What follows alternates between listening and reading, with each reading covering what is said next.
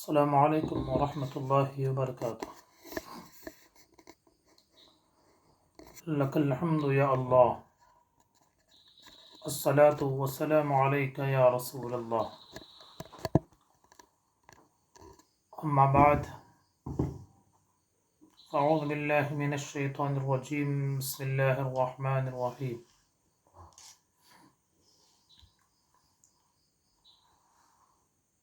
وبالوالدین احسانا، آمنت باللہ، صدق اللہ مولانا العظیم۔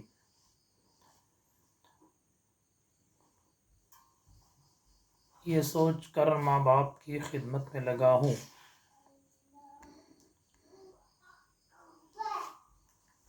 یہ سوچ کر ماں باپ کی خدمت میں لگا ہوں کہ اس پیڑ کا سایہ میرے بچوں کو ملے گا۔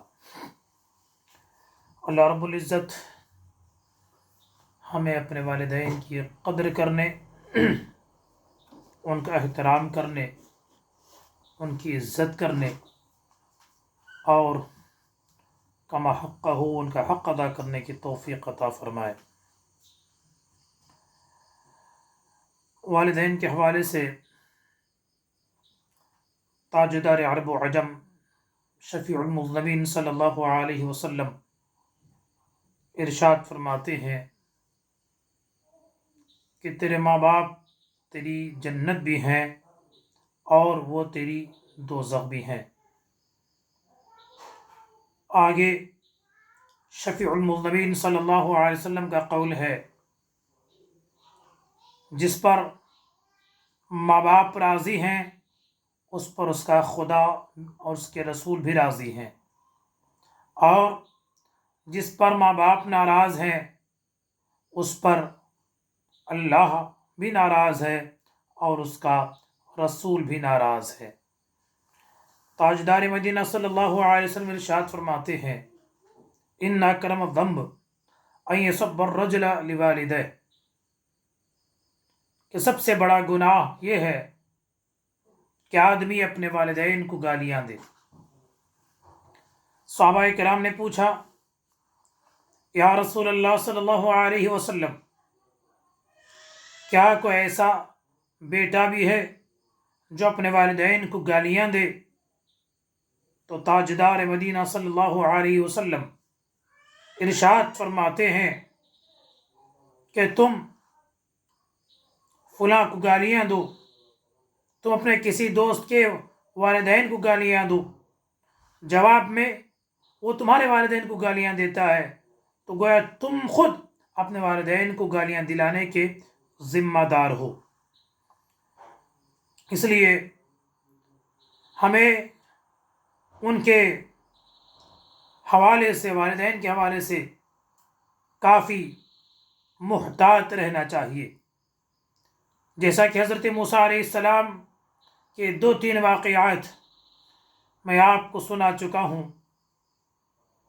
ایک روایت میں یہ بھی آتا ہے کہ موسیٰ علیہ السلام، اب آپ کو دعا کرنے والی آپ کی والدہ ماجدہ، آپ کی امی انتقال فرما چکی ہیں، آگے بہت احتیاط کرنا ہے۔ اس لیے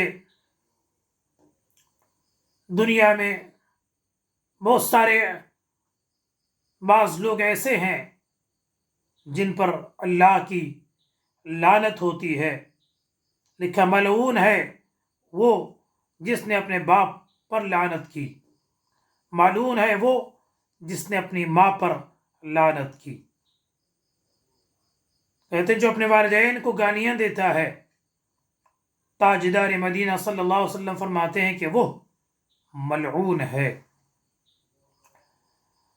اللہ کے حبیب صلی اللہ علیہ وسلم کے زمانے میں ایک واقعہ سنا کر میں آپ کو ایک واقعے کی طرف لے جانا چاہتا ہوں۔ اللہ کے رسول کے زمانے میں، آپ کے عہد مبارک میں، آپ کے ایک صحابی علقمہ نامی نوجوان تھا، شدید الاجتہاد اور عظیم الصدقہ تھا، بہت عبادت کرنے والا اور صدقہ و خیرات کرنے والا تھا، نیک کاموں میں بڑی سب سے آگے آگے تھے۔ وہ ایک مرتبہ بیمار ہوتے ہیں، بیماری بڑھتی جا رہی ہے، دن بدن وہ علیل اور کمزور ہوتے جا رہے ہیں۔ جب ان کی بیوی نے دیکھا کہ میرا شوہر ابھی بچنے کی امید نہیں ہے، نزاع کے وقت اسے تکلیف ہو رہی ہے، تو انہوں نے اپنے گھر والوں کو بھیجا کہ آپ جائیں تاجدار مدینہ جناب محمد مصطفیٰ صلی اللہ علیہ وسلم کو یہ شکایت کریں، ہماری حالت بتائیں تاکہ سرکار نظر کرم فرمائے۔ چنانچہ گھر والے گئے، کہا یا رسول اللہ، علقمہ موت کے قریب ہے، اسے جان نکلنے میں بڑی تکلیف ہو رہی ہے، لہٰذا آپ تشریف لائیے۔ تاجدار مدینہ صلی اللہ علیہ وسلم خود تشریف لے کے نہیں جاتے ہیں، اپنے صحابہ کو، حضرت بلال کو، حضرت علی کو، حضرت سلمان کو، حضرت عمار رضی اللہ تعالیٰ عنہم اجمعین، یہ 4 صحابہ کرام کو بھیجا، جا کے دیکھو علقمہ کی حالت کیسی ہے۔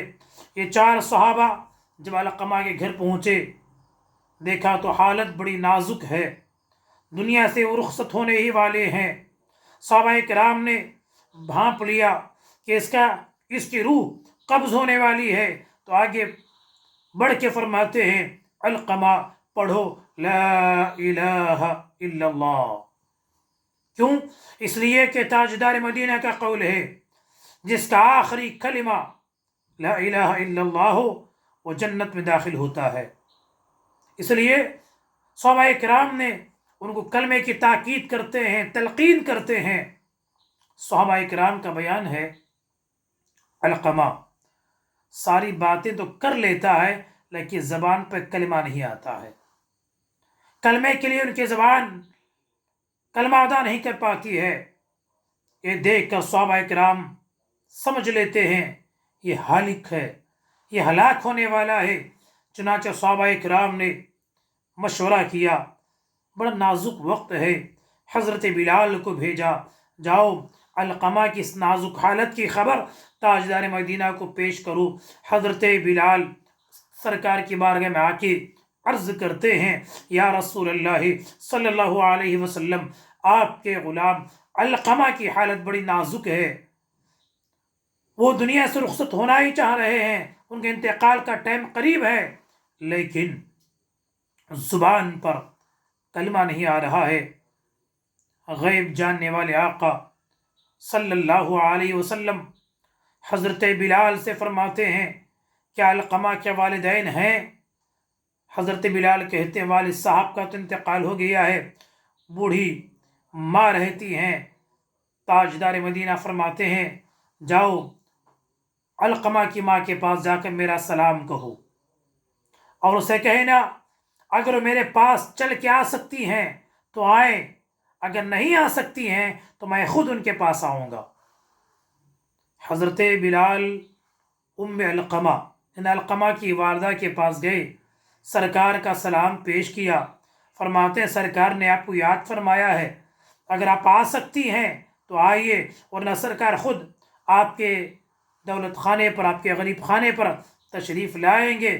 بڑھیا فرماتی ہیں میں خود سرکار کے بارگاہ میں آنے کو تیار ہوں۔ چنانچہ اٹھی، چھڑی لی، چھڑی کے سہارے سرکار کے گھر پہنچی۔ سلام کلام کے بعد تاجدار مدینہ صلی اللہ علیہ وسلم حضرت علقمہ کی والدہ ماجدہ سے سوال کرتے ہیں تم اپنے بیٹے کے بارے میں تم سے کچھ سوال کرتا ہوں، لیکن ہاں سچ سچ جواب دینا ہے، اگر جھوٹ جواب دو گی تو مجھ پر وہی آئے گی، وہی کے ذریعے سے مجھے سچ معلوم ہو جائے گا۔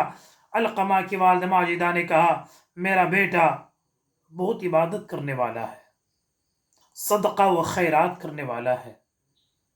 پھر آگے سرکار فرماتے ہیں کیف کان حال علقمہ، علقمہ کا ڈھنگ طور طریقہ کیسا تھا؟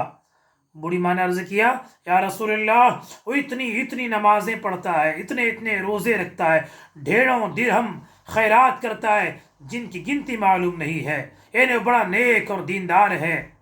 हुजूर ने फरमाया, अब ये बताओ कि तेरी और उसकी बाहमी हालत कैसी है?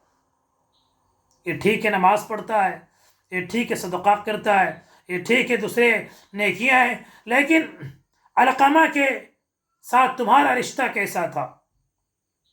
अब बूढ़ी माँ का चेहरा गम में डूब जाता है, रोते हुए अर्ज करती हैं, या रसूलल्लाह, मैं अलकमा से नाराज हूँ, मैं अलकमा से नाराज हूँ। वजह पूछी तो बताया, शादी होने के बाद वो बीवी को मुझ पर तरजीह देता है, मुझे बीवी के मुकाबले में वो मेरी कम इज्जत करता है, मेरे अदब का ख्याल नहीं करता है। सरकार फरमाते, माफ़ करो। वो फरमाती हैं, या रसूल अल्लाह, बड़ी तकलीफ़ दिया, कैसे माफ़ करूं, इतना फरमाना था। सरकार फरमाते हैं, ऐ बिलाल, ऐसा करो, जंगल से लकड़ियाँ इकट्ठा करो, जंगल से लकड़ियाँ जमा करो और उन लकड़ियों को आग जलाओ और जलती हुई आग में अलकमा को फेंक दो। जब बूढ़ी माँ ने सुना आका फरमा रहे हैं अलकमा को आग में फेंक दो, तो फरमाते हैं, या रसूलल्लाह, मेरे फूल को, मेरे लख्ते जिगर को, मेरे नूरे नज़र को, मेरे सहारे मेरे बेटे को मेरे आंखों के सामने न जलाओ। तो सरकार फरमाते हैं, ऐ उम्मे अलकमा, जब तुम दुनिया में अपने बेटे को जलना बर्दाश्त नहीं कर सकती है, तो अज़ाबुल्लाहि अशद्दु अबका, अल्लाह का अज़ाब वो सख्त है और देर पा हमेशा रहने वाला है। इसलिए अगर आप ये चाहती हैं कि मेरा बेटा वह सख्त अजाब से बच जाए, उसे दिल से मुआफ करो। अब बूढ़ी माँ रोते हुए अर्ज करती हैं, या रसूल अल्लाह सल्लल्लाहु अलैहि वसल्लम, मैंने अलकमा को दिल से मुआफ कर दिया है, सचमुच मैं उसे राजी हूं, कसम इस किस्म राजी हो जा, यानी दिल से माफ कर दे, तो इससे सचमुच राजी हो जा, ना खुशी का शायबा भी दिल में ना रहे, कसम उसकी जिसके दस्ते कुदरत में मेरी जान है। आका फरमाते हैं, कसम उसकी जिसके दस्ते कुदरत में मेरी जान है, उसको ना उसकी नमाजें नफा देगी, ना उसके खैरात उसे न बचा सकते हैं, जब तक कि तू उससे राजी ना हो जाए। अर्ज करती हैं बुढ़िया, या रसूल, मैंने माफ़ कर दिया है। अब आका अलैहिस्सलाम फरमाते हैं, ऐ बिलाल, जाओ, अब अलकमा की हालत कैसी है जाके देखो। जैसे ही हजरत बिलाल अलकमा के दरवाजे में पहुँचे, तो दूसरे जो सहाबा मौजूद थे वो हंस के कहते हैं, अल्हम्दुलिल्लाह, अलकमा ने कलमा पढ़कर हंसते हंसते ला इलाहा इल्लल्लाह पढ़ा है, उसके पढ़ने के बाद उसका इंतकाल हुआ है। देखिए, इधर माँ ने माफ किया, सकरात की सख्ती आसान हो गई। मरने में जो दर्द होता है, जो कर्ब होता है, उसे इंसान संभालने की ताकत नहीं रखता है। हजरत सैयदना मूसा अलैहिस्सलाम से लोगों ने पूछा, ऐ मूसा अलैहिस्सलाम, इंसान को मरने के वक्त क्या तकलीफ होती है? तो हजरत मूसा अलैहिस्सलाम कहते हैं, जिंदा जानवर के जिस्म से, बगैर ज़ुबाह किए जिंदा जानवर के जिस्म से चमड़ा निकालने में जो तकलीफ उस जानवर को होती है, उससे भी ज्यादा इंसान को ईंधन नज़ा मरने के वक्त तकलीफ होती है। आप अंदाजा लगाया, ऐसे वक्त में जागने में तकलीफ होती है तो कितना दर्द होगा। इधर माँ ने माफ किया, उधर हजरत अलकमा کلمہ طیبہ پڑھ کر، لا الہ الا اللہ پڑھ کر جان آفرین کے حوالے کرتے ہیں۔ اس کے بعد تاجدار مدینہ صلی اللہ علیہ وسلم نے ان کے گھر، حضرت علقمہ کے گھر آئے، اپنے معصوم ہاتھوں سے انہیں غسل دیا، کفن پہنایا اور نماز جنازہ پڑھ کر قبرستان تشریف لے کے گئے رضی اللہ تعالی عنہ۔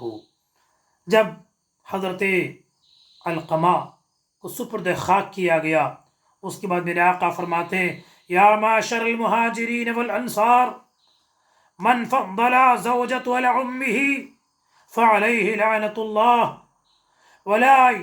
ولا يقبل منه صرفا ولا عدلا۔ فرماتے ہیں، اے مہاجرین، اے انصار کی جماعت، سنو، جو اپنی ماں پر بیوی کو برتری دے گا اس پر اللہ کی لعنت ہے، اس کا نہ فرض قبول ہوتا ہے اور نہ ہی اس کا نفل قبول ہوتا ہے۔ اللہ اکبر۔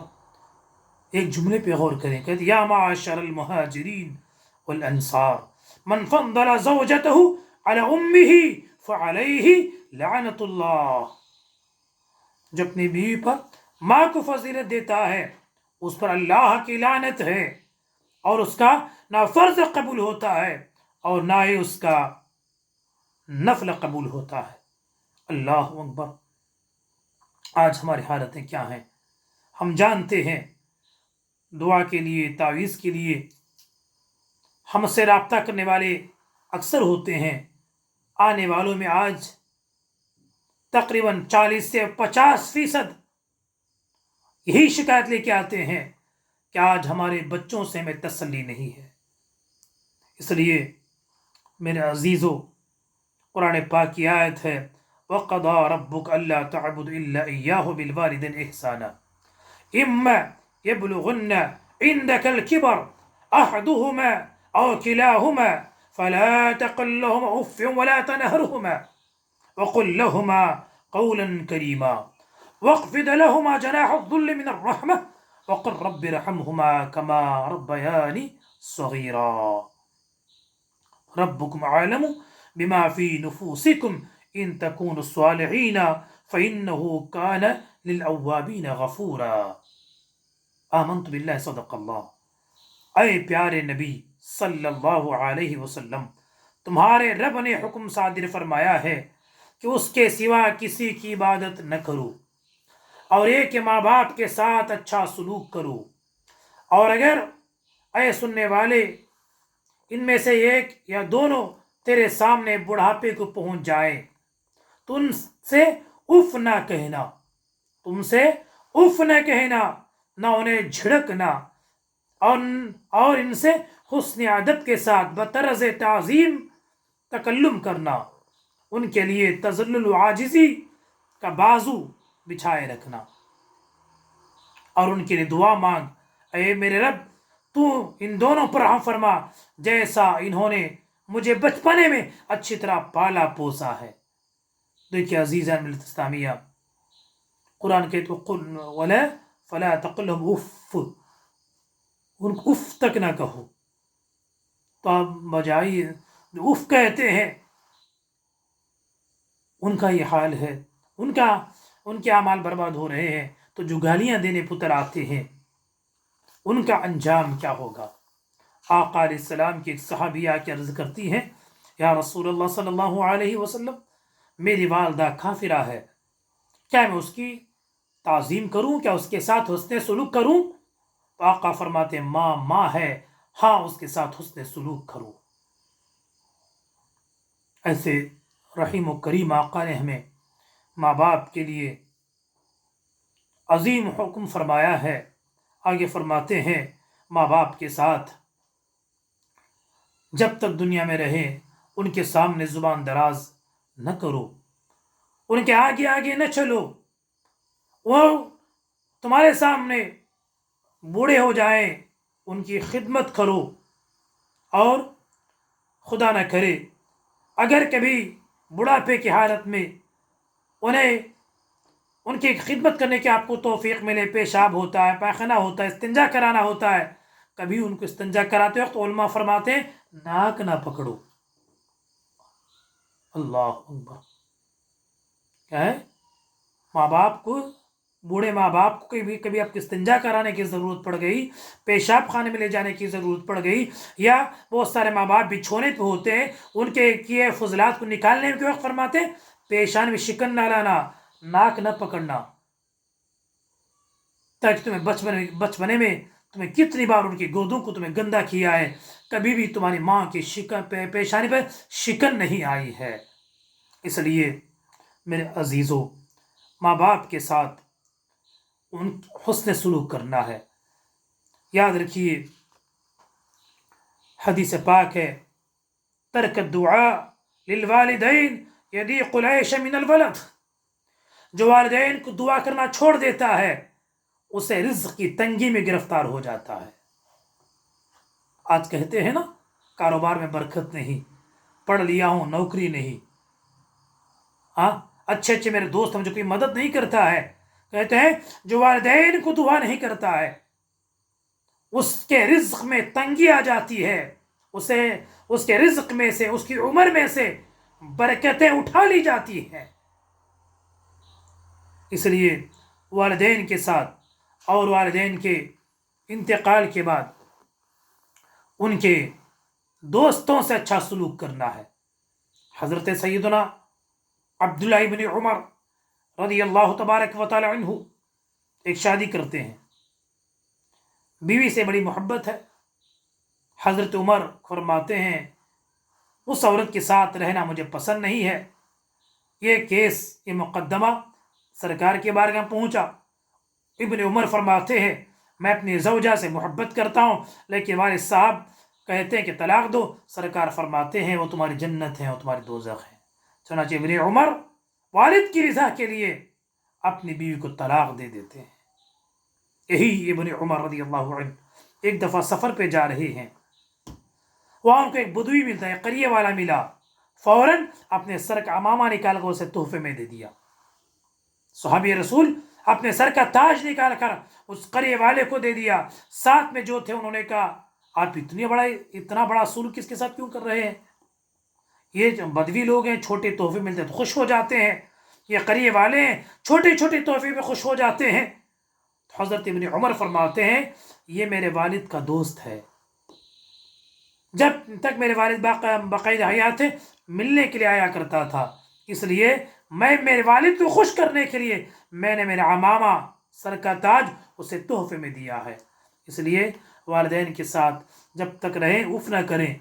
इंतकाल के बाद हमेशा जब भी दुआ करें उनके लिए दुआ में याद रखें, उनकी तरफ से सदक़ाओ खैरात करें। वालिद साहब के जो दोस्त हैं उनसे हंसी खुशी से मिला करें। अल्लाह रब्बुल इज़्ज़त हम सब को वालिदैन की कदर करने, उनका एहतराम करने की तौफीक अता फरमाए। जिन जिन के वालिदैन इस दार फ़ानी से इंतकाल फरमा चुके हैं, अल्लाह रब्बुल इज़्ज़त उन सब की कब्रों पर, रूहों पर अपनी ख़ास रहमत को नाजिल फरमाए।